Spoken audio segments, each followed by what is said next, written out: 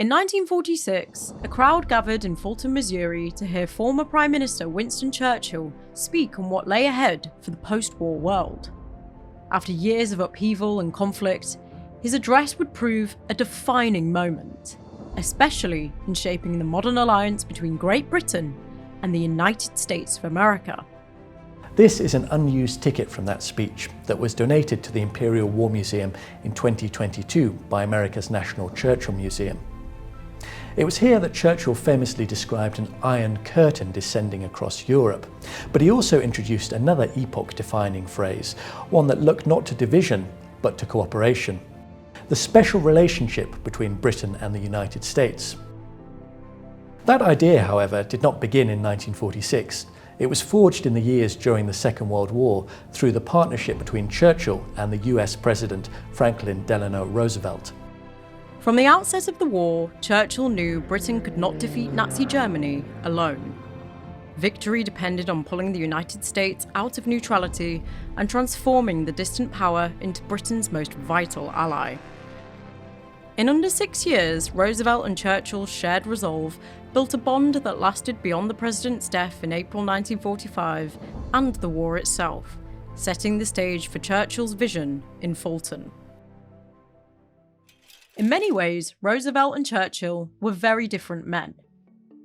Roosevelt worked steadily from morning to evening, often eating lunch at his desk and turning in early, and he usually stuck to 1 or 2 cocktails per evening. Churchill, by contrast, worked late into the night, often began his day in bed, napped after lunch, and had a liking for alcohol. They differed in temperament too. Churchill was openly emotional, capable of fury, but also of public tears. Roosevelt was far more guarded, carefully concealing both his feelings and the physical toll of polio, which had paralysed him from the waist down. Despite their differences in demeanour and working habits, both leaders shared key traits: resilience, determination, and a deep understanding of the power of language. Churchill's speeches helped steady Britain in its darkest hours, while Roosevelt's homely fireside chat radio broadcasts helped galvanise US public opinion in support of the Allied cause. These contrasts and shared strengths between the leaders would ultimately shape how the pair faced the early stages of the war. Across the Atlantic, Roosevelt and Churchill were confronting very different realities. For Churchill, the threat was immediate: Nazi domination of Europe and the very real possibility of invasion. For Roosevelt, the challenges were more complex, leading a nation still deeply uncertain about its role on the global stage. During the First World War, the United States' industrial strength, and later its military intervention, had proved decisive in tipping the balance in favour of the Allies. Yet the conflict also left many Americans deeply disillusioned. As tensions in Europe rose once again in the 1930s, a powerful isolationist movement began to take shape. For Roosevelt, this was the reality he faced: a nation wary, divided, and not yet ready for war. During the late 1930s, the political power of America's isolationist lobby manifested itself in the passage of a series of Neutrality Acts which forbade the United States from selling arms to countries at war. In 1938, the Foreign Agents Registration Act was passed with the aim of limiting the spread of propaganda, which many isolationists believe had been used to trick the United States into entering the war on Britain's side in 1917. This evocative poster is a facsimile of one we hold in our collection. It was produced by the America First Committee, which grew out of a small isolationist group at Yale Law School, whose members included the future president, Gerald R. Ford. Formed in September 1940 with the aim of combating the influence of pro-interventionist groups, the committee initially enjoyed significant success. However, by late 1941, the polarising actions of its most famous member, the aviator Charles Lindbergh, who many suspected of harbouring Nazi sympathies, led to a decline in its fortunes, and it was dissolved 4 days after the Japanese attack on Pearl Harbor, the same day that Germany and Italy declared war on the United States. Roosevelt shared many of Churchill's concerns about Hitler during the 1930s, but he did not initially see America taking a direct role in confronting fascist aggression. The United States was still recovering from the Great Depression, and with an election looming in 1940, he had to avoid alienating isolationist voters. Instead, the US president aimed to support Britain and the European democracies from a distance, strengthening their resolve while providing the means to fight. When encouraged to take a more active role, he pushed back, remarking that the British should take a good stiff grog and get on with standing up to Hitler themselves. With the outbreak of war in 1939, things changed. Europe was now America's front line, and in November of the same year, Roosevelt moved to relax the Neutrality Acts to allow arms sales. With Britain's defences weakened by years of reduced spending and limited arms production, this decision provided a crucial lifeline, especially in the aftermath of the fall of France and the Dunkirk evacuation. In the wake of the Dunkirk evacuation, Churchill removed the cap on army recruitment that had been put in place by the Chamberlain government. Combined with the creation of the Home Guard, the resulting massive expansion brought with it serious challenges, chief amongst which was the supply of weapons. It's estimated that the campaigns in Norway and France cost the British Army somewhere in the region of 300,000 rifles.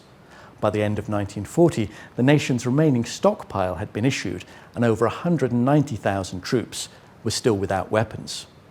In light of this dire shortage, weapons from the United States were of vital importance. This fact had been realised by both Roosevelt and Churchill prior to the French collapse. On the 1st of June, Roosevelt ordered a hurried inventory of US stockpiles, and as a result, 500,000 First World War-era rifles were released for sale. This sale, which cost the British government $37 million, represented a significant sacrifice on both sides of the Atlantic, leaving the US Army with just enough equipment to meet the minimum manpower requirements required under its mobilisation plans. It wasn't only rifles that were important. The British government also purchased large numbers of handguns, such as this Colt automatic, many of which were issued to the Special Operations Executive and subsequently found their way into the hands of European resistance fighters. They were also issued to the Home Guard and to the special auxiliary units that would have conducted guerrilla warfare behind German lines in the event of Britain being invaded. The red band you can see was painted on many of the weapons purchased from America to prevent misfires and jamming by indicating that they required a different caliber of bullet. Direct purchase wasn't the only means by which American weapons found their way across the Atlantic. This Whitney rolling block rifle dates from the late 19th century and was donated to an organisation called the American Committee for the Defence of British Homes by Samuel McVitie, a wealthy tannery owner from Salem, Virginia. This committee, and organisations such as the British War Relief Society, which supplied food, clothes and medical aid, reflected the generosity of ordinary Americans. By the time of its dissolution in 1942, the committee had donated over 25,000 firearms, many of which were initially issued to the Home Guard. Churchill's faith in America ran deep. It was shaped by a belief in the unity of the English-speaking world, as well as personal experience through his American family ties and years of contact with the US. More importantly, it was grounded in reality. During the First World War, Churchill had seen the scale of American industrial and military power. By 1940, he understood that Britain could not stand alone indefinitely.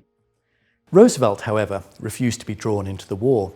While he sympathised with Britain, he was constrained by Congress and aware of a limited public appetite for direct intervention. During his 1940 re-election campaign, he reassured voters that the United States would only enter the war if attacked.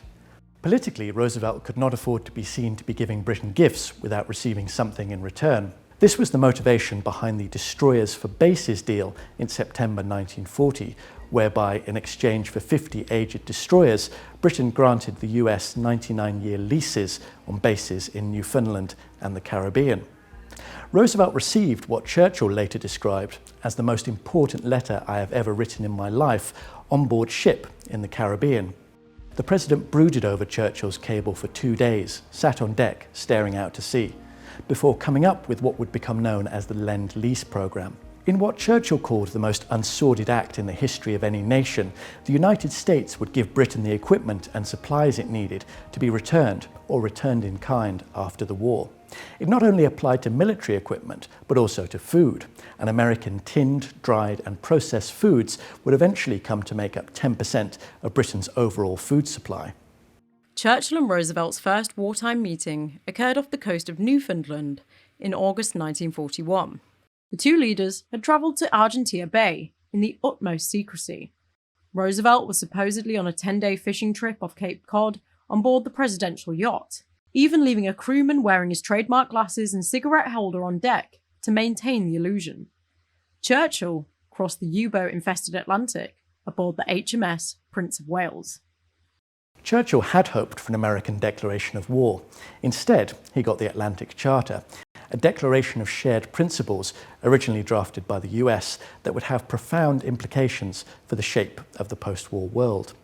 Cited by independence leaders, including both Gandhi and Ho Chi Minh, point 3 of the Charter, which affirmed the right of all peoples to choose the form of government under which they will live, reflected the philosophy of a US administration that was, in principle, only marginally less opposed to European empires as it was to fascist dictatorships.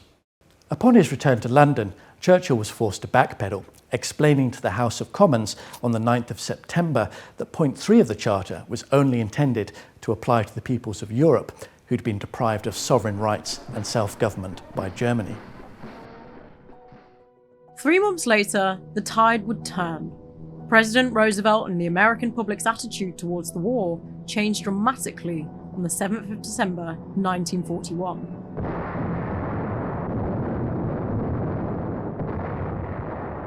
After the attack on Pearl Harbor by Japanese forces, the United States was left in shock, grieving its losses, but determined to retaliate.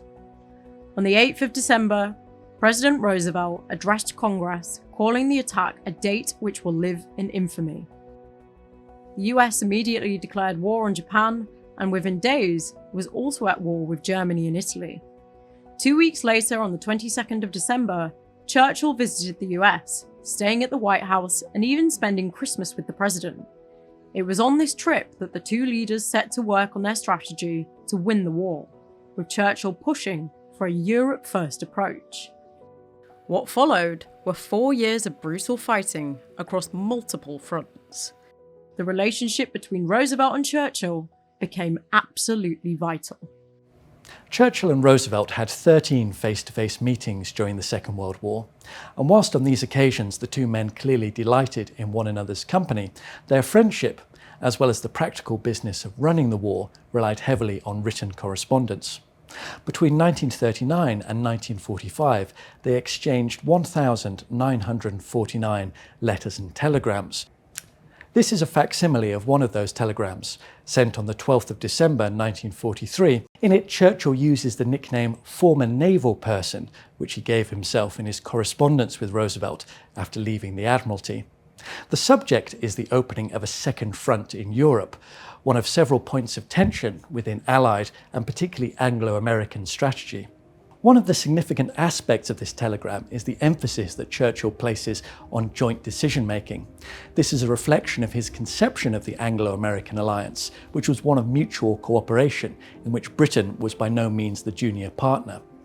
Indeed, from a historical perspective, from the creation of a combined Chiefs of Staff in January 1942 to the Manhattan Project, the amount of cooperation, coordination and integration between Britain and America during the Second World War is arguably unparalleled. Most of Churchill and Roosevelt's communication was by cable and letter, but they also spoke by radio telephone. This presented two problems. The line was often poor, and while conversations were scrambled to prevent eavesdropping, they could still be intercepted, something German records later confirmed. To prevent interception, a remarkable system was developed by Bell Telephone Laboratories in New York. Working at a rate of 50 times per second, Sig-Sally, also known as the X system, broke down the human voice into its constituent parts. These were then encoded, transmitted and reassembled so that what the listener was actually hearing was a synthesized version of the speaker's voice. The equipment needed to perform these complex operations was too big to be accommodated in the American Embassy in London, and was instead housed under armed guard in the basement of Selfridge's department store. Extension lines ran to Downing Street and to a secret room in the Cabinet War Rooms, which many members of staff assumed was the Prime Minister's personal lavatory. Operational from July 1943 until 1946, Sig Sally, while secure, was not without its problems. During their first conversation using the system, Churchill asked a clearly amused Roosevelt why he was laughing, and was promptly told that he sounded like Donald Duck. After D-Day, the Churchill-Roosevelt relationship began to shift. With Britain's military role now smaller in both Europe and the Pacific, it was forced to accept that its earlier sacrifices no longer guaranteed equal influence with the United States. This was an unsurprising, yet unpleasant realisation for Churchill. As Britain and the United States jockeyed with the Soviet Union to implement their own vision of the form the post-war world would take, tensions buried in the spirit of wartime cooperation began to rise to the surface. In 1944, Roosevelt was elected for an unprecedented fourth term. His health, however, was beginning to fail. His increasingly frail appearance was commented on by many of those who attended the Yalta Conference in February 1945, including Churchill. On the 12th of April, Roosevelt was having his portrait painted when he complained of a terrific headache and collapsed, dying soon afterwards without regaining consciousness. Churchill described being overpowered by a sense of deep and irreparable loss. Speaking before the House of Commons on the 17th of April, he would describe Roosevelt as the greatest American friend we have ever known. Even in grief, Churchill had to press on, facing the final stages of the war without his closest ally. His surprise defeat in the 1945 general election came as he attended the Potsdam Conference, alongside Joseph Stalin and Roosevelt's successor, President Harry S. Truman. Days later, Truman would order the atomic bombings of Hiroshima and Nagasaki, a decision that would reshape the post-war world forever. Churchill's return to the US in 1946 to meet Truman and deliver his Sinews of Peace speech marked a key moment in Anglo-American relations. Having known Britain at the height of its imperial power, in 1946 there were few more keenly aware than Churchill of the extent to which that power had diminished. His speech at Westminster College is often seen as making the case for Britain's role as America's junior partner. However, this does not reflect his conception of Britain's place in the world. As much as anything, the purpose of his speech was to warn Americans against a return to isolationism, something which certainly seemed possible at the time. It would take the overlapping crises of war in Korea and the end of America's nuclear monopoly to bring Churchill's conception of a post-war transatlantic alliance into being. That alliance has played a significant role in shaping our immediate past. Whether or not it will play a role in shaping our future remains to be seen.